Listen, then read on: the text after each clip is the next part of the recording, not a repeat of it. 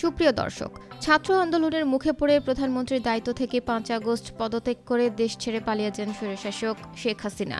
এরপর ৮ আগস্ট গঠিত হয়েছে অন্তর্বর্তীকালীন সরকার। এই সরকারের প্রধান উপদেষ্টা হিসেবে শপথ গ্রহণ করেছেন পরিবেশ, বন, জলবায়ু পরিবর্তন উপদেষ্টা সৈয়দ রেজওয়ানা হাসান। তবে আপনারা কি জানেন, রেজওয়ানা হাসানের একটি সুন্দরী কন্যা রয়েছে, যে কিনা দেখতে হুবহু তার মায়ের মতো সুন্দরী। মিডিয়ার সামনে মেয়েকে নিয়ে কি বললেন রেজওয়ানা হাসান, দেখলে অবাক হবেন আপনিও। বিস্তারিত জানতে ভিডিওটি না টেনে শেষ পর্যন্ত দেখতে থাকুন। নোবেল জয়ী ডক্টর মোহাম্মদ ইউনূসের নেতৃত্বে গঠিত হতে যাচ্ছে অন্তর্বর্তীকালীন সরকার। ডক্টর মোহাম্মদ ইউনূস ছাড়া এই সরকারে থাকছে পরিবেশ, বন ও জলবায়ু পরিবর্তন উপদেষ্টা সৈয়দ রেজওয়ানা হাসান। অন্তর্বর্তীকালীন সরকারের প্রধান উপদেষ্টা ডক্টর মোহাম্মদ ইউনূসের নেতৃত্বে গঠিত হতে যাওয়া অন্তর্বর্তীকালীন সরকারের ১৬ জন উপদেষ্টার মধ্যে অন্যতম একজন হচ্ছেন সৈয়দা রেজওয়ানা হাসান। তিনি ভিকারুননিসা নূন স্কুল থেকে মাধ্যমিক পাশ করেন। এরপর হলিক্রস কলেজ থেকে উচ্চ মাধ্যমিক পাশ করে ঢাকা বিশ্ববিদ্যালয়ের আইন বিভাগে ভর্তি হন। সেখান থেকে অনার্স এবং মাস্টার্স সম্পূর্ণ করেন তিনি।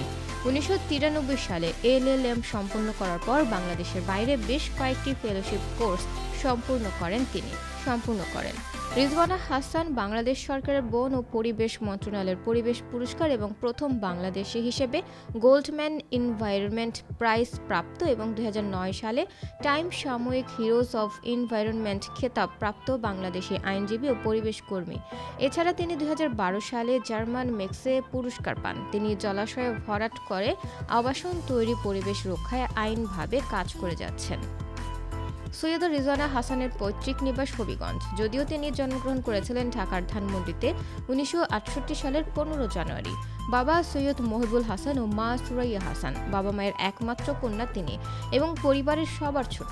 পরবর্তীতে সহপাঠী আইনবিদ ও ব্যবসায়ী আবু বকর সিদ্দিকের সাথে বিবাহ বন্ধনে আবদ্ধ হন। বর্তমানে তিন সন্তানের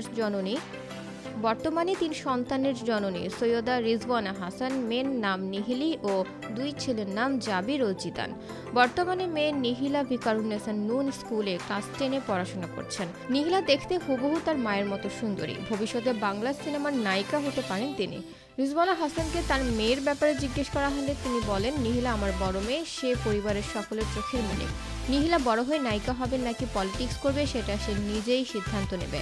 আমরা বাবা মা হিসেবে নিহিলাকে কোনো প্রকার চাপ দেব না। নিহিলা প্রচণ্ড রকমের সাহসী মেয়ে, সব রকমের পরিস্থিতি একাই সামাল দিতে পারে সে। আমি যখন বাসায় থাকি না তখন সে তার ছোট দুই ভাইকে দেখাশোনা করে। সবাই আমার মেয়ের জন্য দোয়া করবেন, সে যেন বড় হয়ে দেশের মানুষের সেবা করতে পারে। তো বন্ধুরা, বাংলাদেশের অন্তর্বর্তীকালীন সরকারের উপদেষ্টা রিজওয়ানা হাসানকে আপনাদের কেমন লাগে জানিয়ে দিন কমেন্ট করে। আর ভিডিওটি ভালো লেগে থাকলে একটি লাইক দিয়ে চ্যানেলটি সাবস্ক্রাইব করুন। ধন্যবাদ।